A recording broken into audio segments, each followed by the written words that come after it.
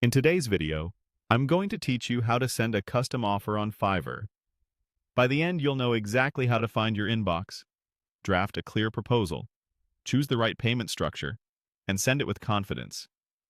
Start by opening your web browser and heading to Google. In the search bar, type Fiverr and press Enter. Click the official Fiverr website from the results to go to the platform. Once you're on Fiverr, look toward the top right corner of the page for the messages icon. Click it to open your inbox. Inside your inbox, choose the conversation with the buyer you want to send an offer to. It's best to pick a chat where you've already discussed scope or expectations, so your offer can reflect what you've agreed on. In that conversation, you'll see an option to create an offer. Click that to open the custom offer form. Next, select a gig. This should be the gig that best matches the service you intend to deliver.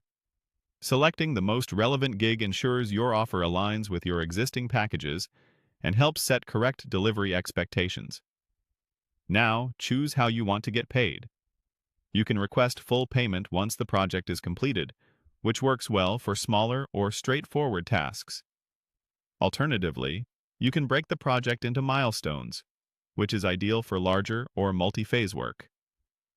Milestones let you define smaller deliverables and receive payment as you go, adding structure and clarity for both sides. In the description field, clearly describe your offer. Outline what you will deliver, how you will deliver it, and when. Mention key details like the scope of work, any inclusions such as revisions, and important specifications the buyer should expect. Keep it concise but thorough, so there's no ambiguity.